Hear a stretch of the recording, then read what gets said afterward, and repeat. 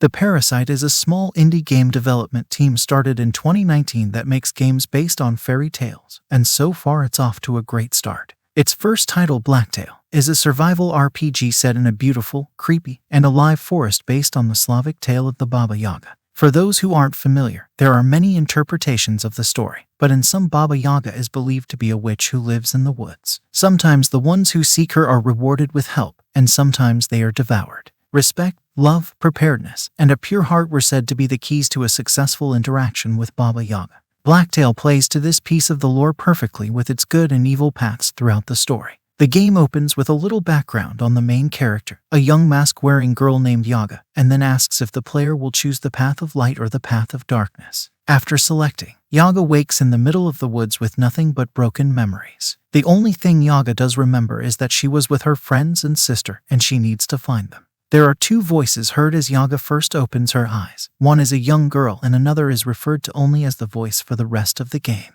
The voice is a woman who comes off as annoyed and belittling to Yaga, yet helps her along the way anyway. The voice doesn't seem to belong to anything or anyone physically following Yaga, but coming from within somehow.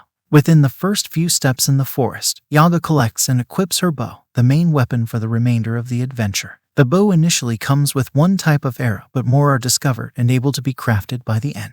There are 3 types of shots available with the bow: quick, long, and power. As one expects with a bow, it's as simple as taking aim and choosing a target. But this isn't the only thing Yaga has at her disposal. On her arm, Yaga has a wood-like gauntlet that she soon learns can shoot out spells to push back or freeze enemies with rechargeable mana. This is especially helpful to give players a little space to get their aim right when suddenly bombarded with creatures instead of being instantly overwhelmed. On some smaller enemy, this ability is enough to wipe them out within a hit or two. The good news for players who aren't as interested in the combat and are more interested in a new interpretation of the Baba Yaga tale is that Blacktail allows players to start in adventure or story mode. The largest difference between the two modes is combat difficulty. For players who prefer to just play games for the story and aren't interested in their skills or ability in combat, story mode gives a bit of a lighter experience. But for those who like both, adventure offers plenty of challenges. Immediately, there are items to pick up for crafting, leading players through the tutorial while giving them a good stock of resources to start with. Players will want to be sure to always have plenty of red flowers, as they will need to provide one to shrines to save.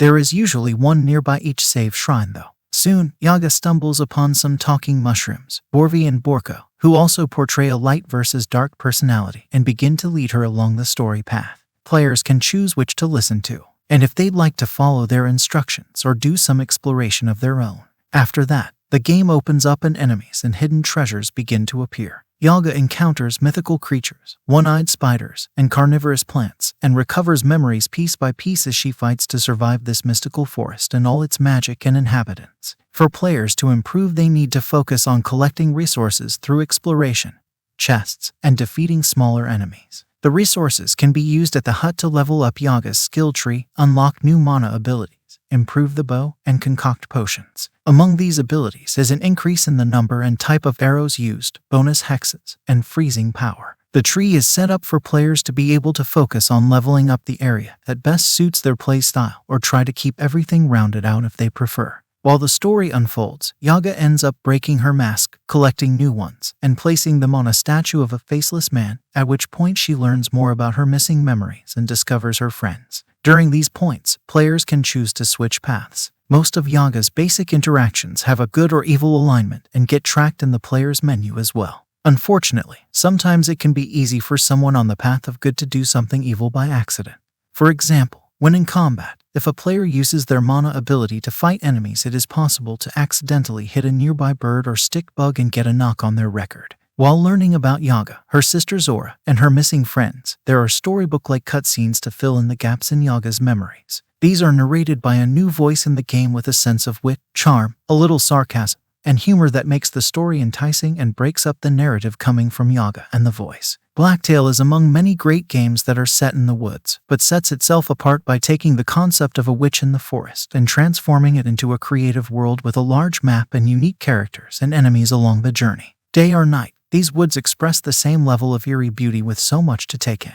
This isn't a typical fairy tale forest. It has character, edge, and detail. While the expansive map makes for fun exploration, a lot of players will likely be disappointed by the lack of a true fast travel option.